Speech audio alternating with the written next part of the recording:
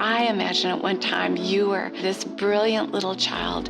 As we enter into adulthood, what was brilliant in childhood can actually get in the way of you living the life you want to live. Hello, friends. I'm Nancy Houston. I want to help you live a better life.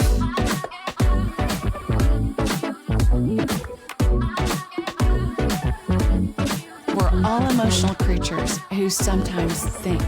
And so it's so important that we make this journey from our heads into the depths of our hearts. Welcome to the In-Between with Nancy Houston.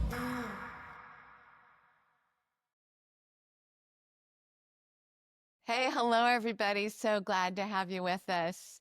We just want to say to you, you are loved, you are wanted, you are welcome. We are glad you're here with us, and we want to add value to your life. So that's why we're doing what we're doing. And man, I just want to talk to you about how is your childhood sabotaging your future? Because let's face it, that kid does not go anywhere. That kid is still inside of you. And that kid still has things to say and things to tell you about. And if you refuse to listen, that part of you will sabotage your life. I know we can go, oh man, really, do we have to talk about our childhoods? You know? But the answer is yes. Let me tell you why. If you as a child had 6 or more adverse childhood experiences, research is now saying that it will take 20 years off your life. Y'all, 20 years. Listen, I don't want your life cut short by 20 years. I watched my mom. She died at 49. She refused to unpack her childhood. She couldn't even tell me her childhood stories. I knew some stuff had happened. I never knew what. But I watched her die of pancreatic cancer at 49 years old. I had an autoimmune disease at 49 years old, which is very common. Autoimmune diseases are super common, especially for females who've had adverse childhood experiences. We know that people who have adverse childhood experiences oftentimes suffer from PTSD, depression, anxiety, ADHD. They're more likely to suffer from diabetes, obesity, heart issues, health issues. Like I just said, I had autoimmune issues. I know it was directly correlated to adverse childhood experiences for me. So I just don't want you to live your life that way. Like I have had to deal with mine, and I'm so glad I have. Because who wants to carry around those feelings of never being enough, never feeling valued, never feeling worthy, not really feeling like you're lovable? You are lovable. Your life has value. You have intrinsic worth, which means you were born with value and worth. But if you've had a lot of negative childhood experiences, it's hard to believe it. So then what you end up doing, you end up trying to prove to everybody you've got value. So you'll work harder, you'll try harder, you'll stay later at the office, you will attempt to make more money to prove that look at how valuable I am. I'm super successful here. And I'm not against being super successful. I hope all of you are successful.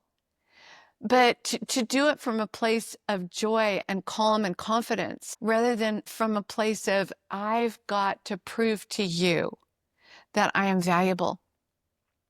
Or maybe you become a massive people pleaser because you are trying to, again, prove that it's okay for me to be here. I can take up space. I have worth, but the only way you can do that is by pleasing everybody else. Somewhere in childhood, you learn that you don't have value, everybody else does. And so if you serve their value, you will hopefully get some scraps of love sent your way. Let me tell you, that is no way to live. I've been there. I've done that. It is exhausting trying to please other people. And the thing is, man, you can draw in some really like uncaring people in that process. Narcissists are drawn to people who will care for their narcissistic needs. And if you're a people pleaser, man, don't be surprised if you find yourself surrounded by some people with at least narcissistic tendencies. And part of the problem is, nowadays everybody talks about narcissism, and I know it's a thing we need to have awareness around. On the other hand, part of the thing with narcissism is that really what we have to do is set really good boundaries. If people want too much from you, you set boundaries. But if you don't believe you have worth or value, then it's really next to impossible to set good boundaries because you don't believe you are worth having good boundaries. And so you undervalue yourself all the time. So you give too much and you expect too little. Man, your relationships, you can wonder like, what the heck? Why don't my relationships work? Why are they so hard? Well, if you're stuck in people pleasing, you'll give way too much and expect way too little in return. You'll stay in relationships that aren't good for you. You'll let dysfunctional family members tell you what to do and how to do it. You will continue to serve their needs without realizing like, hey, I've got a self. I've got a self. No, I can't drop everything and come down to the courthouse to bail you out again. I've actually got to show up at work because I have a life and I have bills to pay. And so this is why it is so important to do your childhood work, because I don't want you living with PTSD, where you have nightmares, where you are startled easily, where you see shadows, where life, you are just waiting for the next shoe to drop. So you actually can't enjoy the good things in your life. You might say to yourself, why can't I just be happy? Why can't I just enjoy the good things that are happening in my life? Well, here's why. Because childhood was so overshadowed with bad things that you learned how to live in preparation for the next bad thing to happen. And so you may you might have love in your life, but you can't really enjoy it. You may have work you enjoy, but you can't really enjoy it. Because you may have got a darling new little puppy, and you can't enjoy the puppy because you're waiting for the next shoe to drop. Man, what a hellish way to live. I've lived that way. I used to live that way because it felt like, well, if I'm not prepared for the next bad thing, I'm being a fool. I'm being an idiot because then I'll be caught off guard. So much better to prepare myself, because I was one of those kids who had way more than six adverse childhood experiences. I had way more than that. And so actually in my 30s, when I started going to counseling, I was diagnosed with PTSD, and I was going through a time of struggling with depression. I had quite a bit of anxiety. I didn't even know what that was. I just always had it. I didn't know what it was like to not live with anxiety. Now I know. My gosh, life is amazing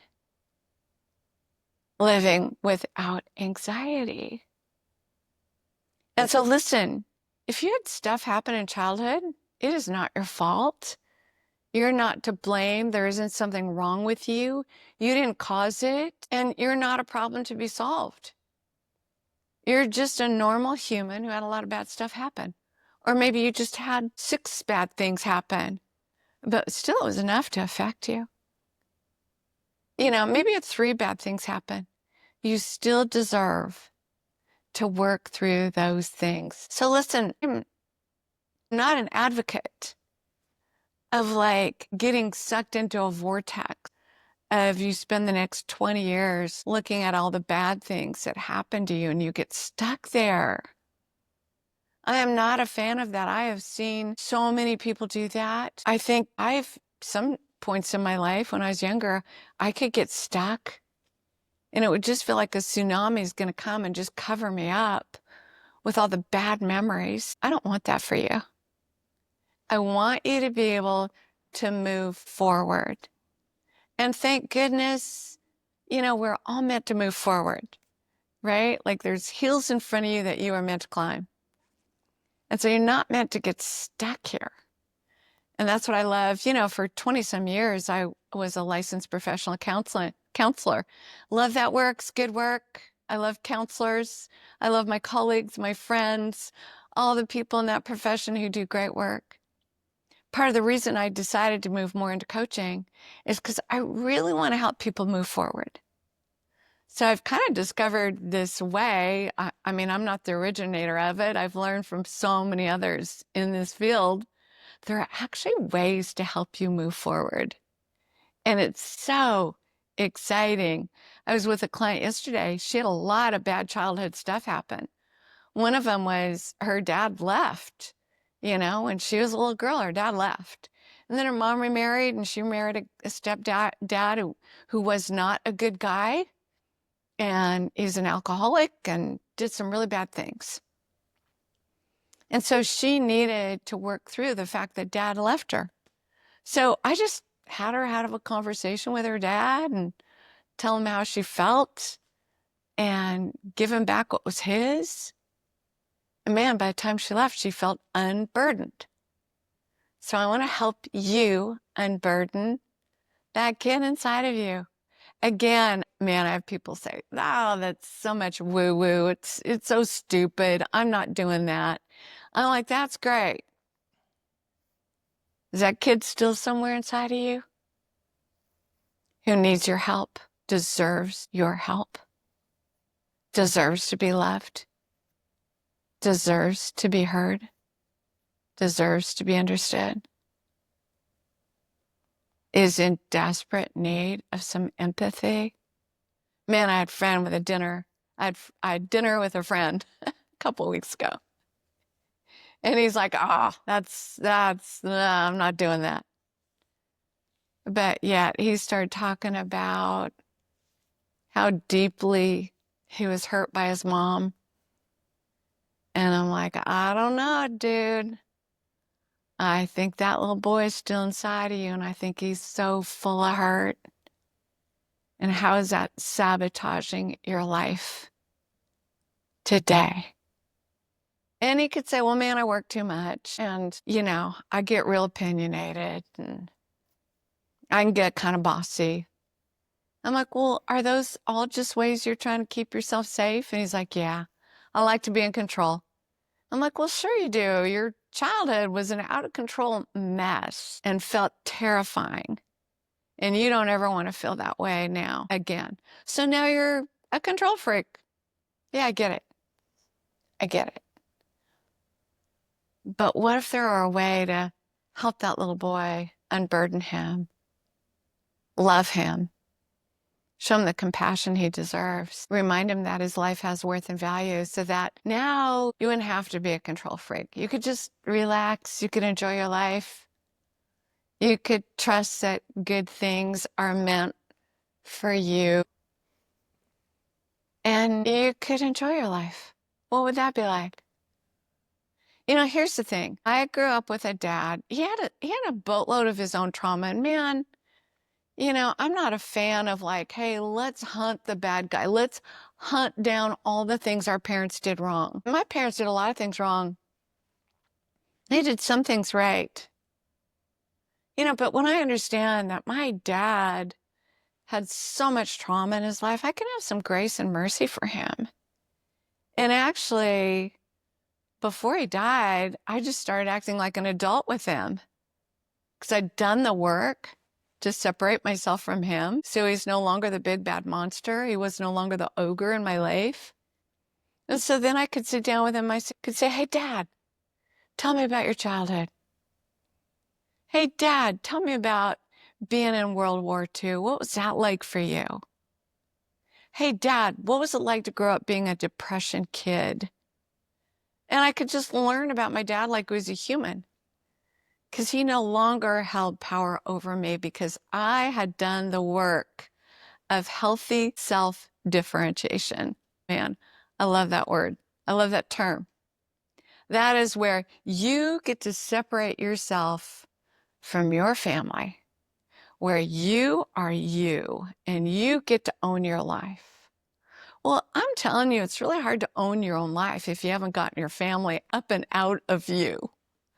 Or maybe they're saying, no, you weren't born to have your own life. You were born to serve our needs.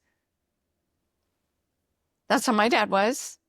You're born to serve my needs. So I had to go, no, I wasn't. No, I wasn't. I am my own human. I am my own person. I am no longer a child. When I was a child, I didn't have a choice. When you were a child, you didn't have a choice. But now that we are adults, God, we have so much choice. But before we can really take hold of our choices, we've got to unpack our own stories. So I actually wrote a course called The Awakening because I want to help you do that. And so, we've got it on our website at betterlivescoaching.com. The first part of it is just free, where I tell some of my story. Just so I tell my story so that you can go, oh, everybody's got a story. It's normal. What's my story? And the first part is called reflection, where you just start reflecting on, like, what are you avoiding? Like, what do you need to look in your own mirror and look at? What's inside of you? What if you stop being afraid of what's inside of you? Maybe some scary things happened. That doesn't mean you are scary. Maybe some bad things happened to you. That doesn't mean you are bad. Maybe some shameful things happened to you. That does not mean you are shameful. We got to sort this stuff out. If we don't sort it out, it'll just mess with us all the days of our lives. So this course is to help you, first of all, reflect on what's inside of you. You are a treasure. Your life is a gift, and you are a gift to this world. And you are worth going on your own personal treasure hunt to discover who you are. You are worth differentiating from your family. And I'm not saying your family's bad. Man, I loved my mom and dad, but I had to separate the good from the bad. Otherwise, I just felt bad. I felt dirty. I felt unworthy. I don't want you feeling those things anymore. And I'm telling you, there's a way to get free from it. So the course starts with reflection. Then we look at our relationships. Like, we got to look at those relationships. How did attachment go? How did self-differentiation go? Were there childhood traumas? Were there bad things that happened to you? Hey, let's just unpack it. Let's stop being avoidant. Let's stop being afraid. Let's just face the things we need to face, right? Then we look at actually how incredibly resilient you are. I have to remind people all the time, like, you are so resilient. Look at you. You lived through all of that. They'll tell me their stories. I'm like, wow, you lived through all that. You made it. You found ways to cope. You found ways to adapt. You are incredible.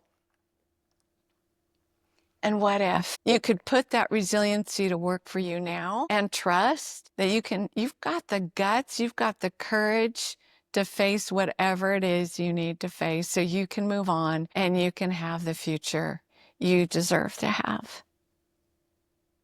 And then the last part is just restoration. Like, we are all meant to go through a restoration process of some type.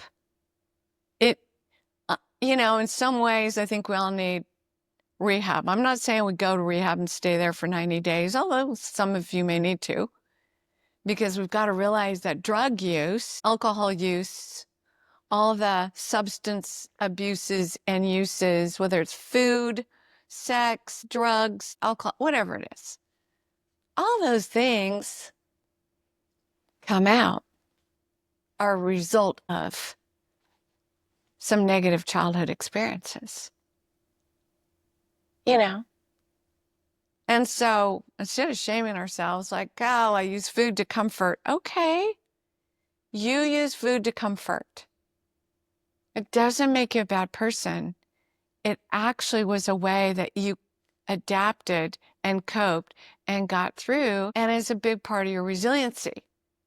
The thing is, what was adaptive in childhood becomes maladaptive in adulthood. And what happens is what we think is normal in childhood becomes our norm in adulthood. And what if there's nothing normal about it? Like all the people say to me all the time, like, oh, well, that was just normal. That's just the way my family functioned. I'm like, that was not normal. You know, normal's a setting on the dryer. What's normal, right? But it's like, instead of what's normal, what's healthy? What would help you create a life you want to be in? That is always the question I am interested in. That is always the question. What do you need to move forward into the future that is blessed, that you will enjoy, that will be a blessing to others? Like, your life is a gift, and you're meant to live your life like you are a gift, and that you're a gift to others. So, anyway, that's why I wrote this course called The Awakening, just to help you explore what deserves being explored. And that's you. You deserve to see your life as this grand adventure. And it's never too late for you to have a great childhood. It's never too late. And the only way for you to have a great childhood is for you actually to become a kind and loving parent to yourself, so you can let that little kid that still lives right here. You know, a lot of times we're just kids in big bodies now. That's all we adults are. And so if you'll be a kind and loving parent to yourself, then you can have the adulthood you deserve. And that's what I want for you. So, you know, I don't think any of us can do this work alone. I don't think we can move ourselves forward. There's a lot we can do. We've got to, you know, it's kind of like we got to be willing to dive into the pool. We're never going to learn how to swim if we don't get in the pool. You know, so we're going to have to get in the pool. But then, man, you can have like a swim instructor teaching you how to swim. You can have a lifeguard making sure you're not going to drown. And, you know, so we put together groups. You can join a group and go through this course called The Awakening with other people, with fellow travelers, with people who are on the same journey as you, so you don't feel so alone. That's what I want for you.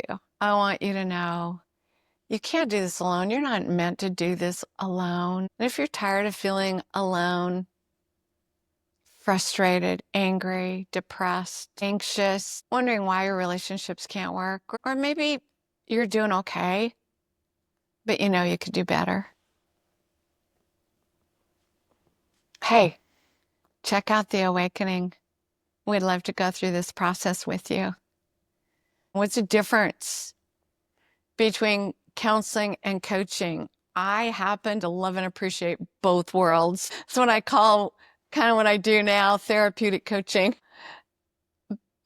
And there's some difference, because counseling really, really, really deals with people's pasts. And I'm so grateful that I had that when I needed it, because I needed help, you know. And then coaches are more about the present, moving forward. How can we do this work here today? What's happening in your life today? and move forward. I've kind of combined the two, where I do what I call therapeutic coaching, where I'm like, okay, here you are today. What's blocking you from moving forward? Because, we can get blocked and think, oh, I'm so stupid. I'm lazy. Man, I just can't get myself motivated. I think we need a different perspective. I don't think you're lazy. I don't think you're unmotivated. I think you've got something blocking you. Maybe somebody from the past said, you're never going to make it.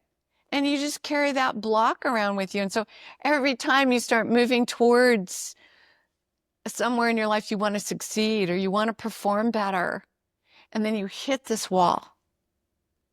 Maybe you had a stepdad say, you're a worthless kid. You're never going to be a great basketball player. And here you are, you're a good athlete and you perform at a pretty high level, but you'd like to go to the next level. You got to get your stepdad out of your head. You got to do the work of self-differentiation, right? So that's why I think we can't do this without that. It's holistic. It all goes together. It's kind of like now they're finding, we've separated out everything, but now we're just, well, they've been studying this for centuries actually, that the way we feed our body influences our mental health. Exercise, daylight, sunlight, what we're eating, how we're using substances, our friendships, our relationships, they all impact our mental health. So I just think we need to put it all together and figure out, what does this person need to create the future they want to have? So let's say you're ready to start unpacking your childhood. Maybe you've come to a place where it doesn't feel like you have a choice. Maybe you're suffering from clinical depression or severe anxiety, or you can't sleep, or you're messing up all your relationships. I mean, maybe you just feel like, I'm forced into a corner. I have to deal with this stuff. That's cool. Thank God, that's a gift. And so I would say, you got to put people around you who will ask you, like, hey, tell me about your childhood. What was your relationship with your dad like? What was your relationship with your mom like? What kind of stuff went on in your household? That's a lot of times when people start saying to me, like, oh my gosh, I would listen to mom and dad yell at each other on the other side of the door, and they terrified me. I'm like, oh, well, that was significant. Or I was sexually abused by an uncle or a cousin or a parent. Like, oh, well, tell me more about that. Let's unpack that. I've had people tell me stories of trauma that they had no idea were trauma. Like my grandfather used to touch me. They didn't know that was sexual trauma. That was just normal. Whenever we grow up with seems normal. And so a lot of times it's people just asking us questions, listening, being empathic. Man, don't share your stories with people who are not compassionate. Don't do it. They can just make you feel more unsafe. And don't tell your stories to know-it-alls who will say, well, you need to do this, this, this, and this, and this. It's like, hey, this is your journey. You want a guide. You want somebody who can be kind and compassionate and empathic, because that can be healing to your brain. But you don't need somebody telling you what to do and how to do it. You don't need advice at this point. You need compassion. So I would just encourage you, like, hey, your story's precious. And if you've gotten to a place where you have the courage to start unpacking it, surround yourself with the right kind of people to do that. I do a lot of group work because I love groups. I think we are all made for relationships, community, connection. But again, it's got to be in a safe environment. If you put yourself in unsafe environments and share these tender, vulnerable parts of yourself with unsafe people, they will just give you more reasons to shut down, to close down, to put the lid on, and not to open up that lid.